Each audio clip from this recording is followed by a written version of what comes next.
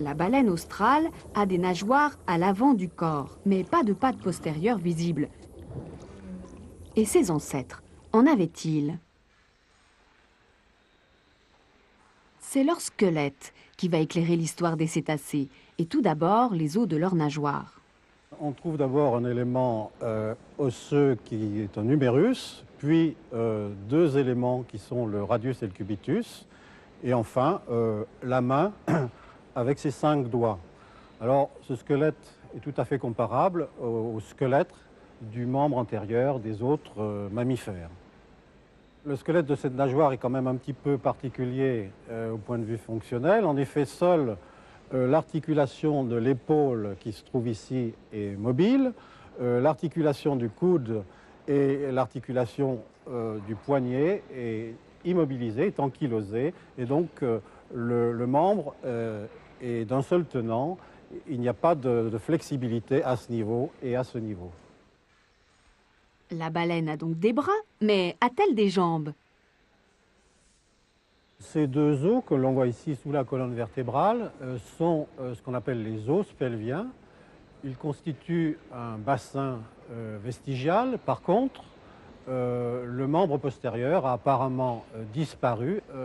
Sur certains spécimens de baleines, ici il s'agit d'une baleine du Groenland, on trouve en plus de l'os pelvien, qui est un vestige du bassin, des restes de fémur et de tibia. Et donc ça permet de penser que les ancêtres des baleines avaient un membre postérieur fonctionnel.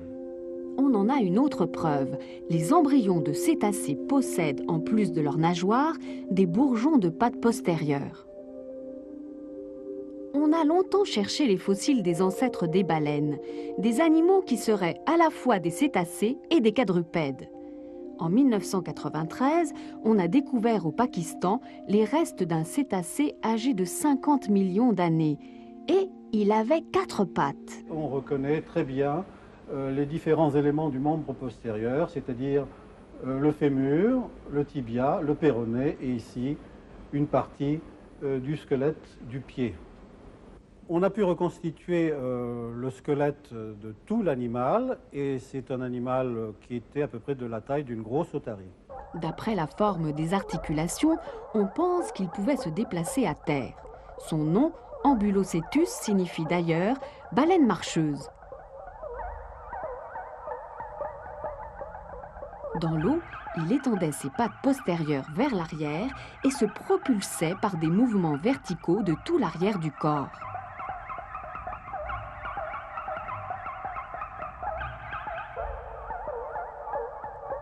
Les cétacés primitifs ont transmis à leurs descendants cette façon de nager.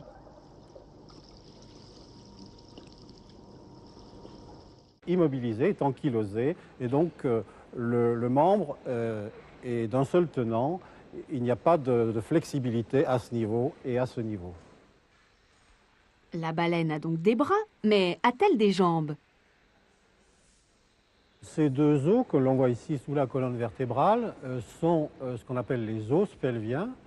Ils constituent un bassin vestigial. Par contre, le membre postérieur... Des bourgeons de pattes postérieures. On a longtemps cherché les fossiles des ancêtres des baleines, des animaux qui seraient à la fois des cétacés et des quadrupèdes. En 1993, on a découvert au Pakistan les restes d'un cétacé âgé de 50 millions d'années. Et il avait 4 pattes. On reconnaît très bien les différents éléments du membre postérieur, c'est-à-dire le fémur, le tibia a apparemment disparu. Sur certains spécimens de baleines, ici il s'agit d'une baleine du Groenland, on trouve en plus de l'os pelvien, qui est un vestige du bassin, des restes de fémur et de tibia. Et donc ça permet de penser que les ancêtres des baleines avaient un membre postérieur fonctionnel. On en a une autre preuve. Les embryons de cétacés possèdent, en plus de leurs nageoires, et enfin la main avec ses 5 doigts. Alors ce squelette est tout à fait comparable au squelette du membre antérieur des autres mammifères. Le squelette de cette nageoire est quand même un petit peu particulier au point de vue fonctionnel. En effet, seule l'articulation de l'épaule qui se trouve ici est mobile.